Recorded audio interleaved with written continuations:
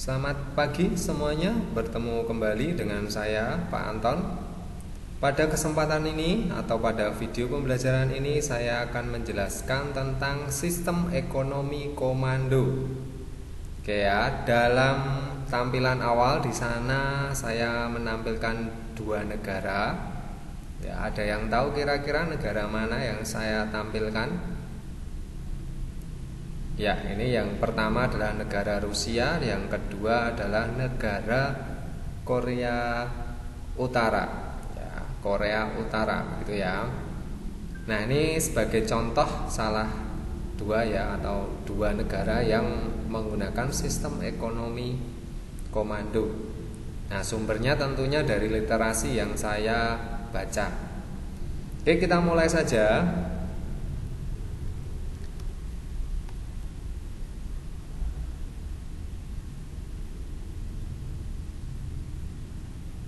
Sistem ekonomi terpusat adalah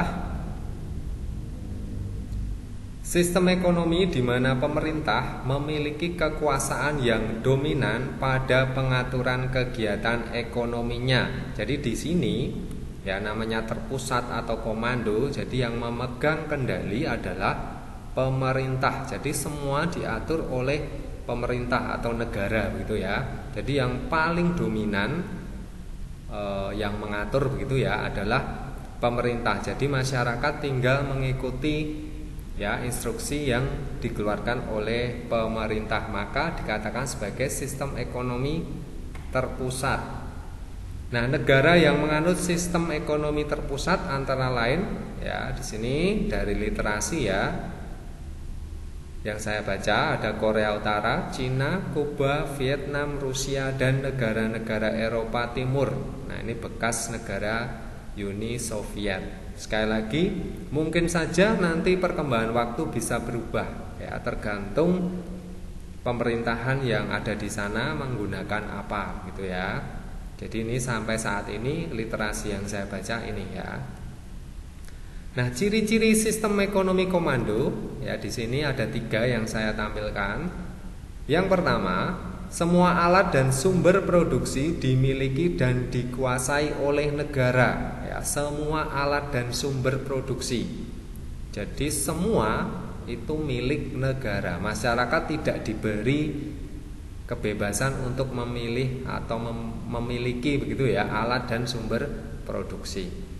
Yang kedua, kegiatan perekonomian diatur dan dikuasai secara mutlak oleh suatu negara atau oleh pemerintah. Nah, kebijakan perekonomian diatur oleh pemerintah. Pemerintah membuat rencana pembangunan nasionalnya.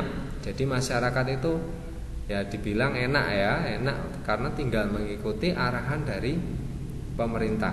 Yang ketiga, ya ciri yang ketiga, pekerjaan apa yang tersedia dan siapa saja yang akan bekerja ditentukan oleh pemerintah. Jadi rakyat tidak memiliki kebebasan memilih pekerjaan. Jadi semua pekerjaan itu diatur oleh pemerintah. Sekali lagi, kita tinggal mengikuti arahan dari pemerintah. Begitu ya ciri-ciri. Ya, silakan nanti boleh mencari sumber referensi yang lain. Kalau ada ciri-ciri yang lain boleh ditambahkan. Berikutnya, kekuatan sistem ekonomi komando adalah, ini kelebihannya ya, ada 4 yang saya tampilkan. Yang pertama, pemerintah mengatur distribusi barang-barang. Ya, jadi barang yang sudah diproduksi tadi itu akan disalurkan kepada masyarakat. Yang mengatur adalah pemerintah begitu. Ya, yang kedua, pemerintah bertanggung jawab sepenuhnya terhadap perekonomian. Jadi maju mundurnya begitu ya, sejahtera atau tidaknya suatu negara itu menjadi tanggung jawab sepenuhnya oleh pemerintah ya. Yang ketiga, tidak ada kesenjangan antar anggota masyarakat. Nah, karena semua sudah diatur, maka pemerintah pasti mengusahakan yang terbaik untuk masyarakatnya. Ya, jadi semua sama yang didapat. Tidak ada yang lebih, tidak ada yang kurang. Yang keempat, kemakmuran masyarakat terjamin karena jarang terjadi krisis ekonomi. Ya, Ya, karena kegiatan ekonomi ditentukan oleh pemerintah. Sekali lagi, ini lebih kondusif begitu ya. Jadi karena ya tidak ada kesenjangan, maka ya kita tinggal ikut saja, ikut aturan yang dimainkan ya, istilahnya ya, dimainkan oleh pemerintah. Oke, itu kekuatannya. Berikutnya kelemahan ya. Jadi sistem ekonomi komando ini juga memiliki kelemahan. Yang pertama, mematikan inisiatif individu untuk maju sebab segala kegiatan diatur oleh pusat. Jadi inovasi-inovasi yang dilakukan oleh individu atau masyarakat itu tidak langsung diapresiasi oleh pemerintah karena segala sesuatu itu sudah diatur oleh pusat atau oleh pemerintah begitu ya. Maka ya ikut alur yang dibuat oleh pemerintah saja. Kita sebagai individu tidak bisa berkembang ya.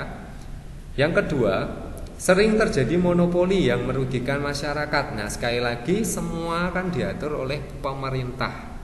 Nah, maka monopoli di sini adalah hanya ada satu yang menguasai pasar. Maka tentunya semua keuntungan kan akan masuk ke pemerintah. Ya. Yang ketiga, hak milik perorangan tidak diakui. Sekali lagi hak milik ya, baik alat ataupun sumber produksi itu tidak diakui dalam sistem ekonomi komando ini ya. Yang keempat, masyarakat tidak memiliki kebebasan dalam memilih sumber daya. Ya, kita ngikut saja sebagai masyarakatnya. Nah, ini banyak ya ternyata kelemahannya. Nah, sekali lagi suatu sistem atau aturan main di suatu negara itu pasti memiliki kelebihan dan kelemahan. Tinggal nanti pemerintah dan masyarakatnya bagaimana.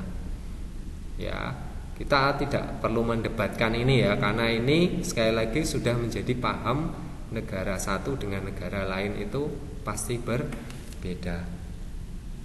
Oke, untuk daftar pustaka masih sama seperti yang kemarin ya. Ya, silahkan nanti dicek, yang mau beli buku paketnya juga boleh. Oke, saya rasa terima kasih. Ya, ini sedikit informasi tentang ya sistem ekonomi komando atau terpusat. Semoga waktu yang sebentar penjelasan ini dapat lebih menjelaskan ya, lebih dapat memahamkan kalian terkait dengan sistem ekonomi komando atau terpusat. Oke, akhir kata mohon maaf kalau ada sesuatu yang kurang pas ya. Dan terima kasih, sampai ketemu di video berikutnya.